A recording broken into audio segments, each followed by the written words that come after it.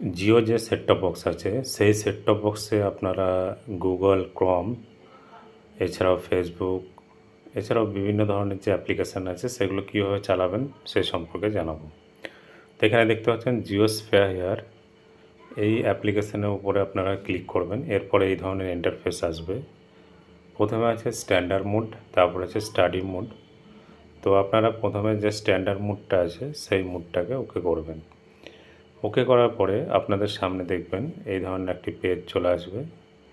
এই পেজের মধ্যে আপনারা এখানে দেখতে পাচ্ছেন প্রথমে ফেসবুক, তারপরে অন্যান্য যে অ্যাপ্লিকেশানগুলো আছে যার যেটা প্রয়োজন সেই অ্যাপ্লিকেশানগুলো কিন্তু এর মধ্যে আপনারা পেয়ে যাবেন।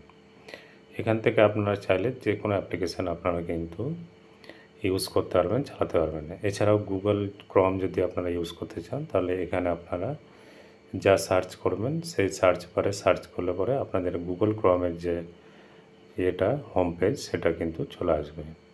এছাড়াও ফেসবুকে লগ ইন করতে গেলে আপনারা ফেসবুকের ওপরে ক্লিক করে আপনাদের যে ইমেল আইডি আছে ফেসবুক ইমেল আইডি এবং পাসওয়ার্ড এখানে দিলে পরে আপনাদের ফেসবুকটাও কিন্তু টিভিতে খুব সহজেই লগ ইন হয়ে যাবে এবং আপনারা কিন্তু টিভিতে আপনারা ফেসবুক ইউজ করতে পারবেন।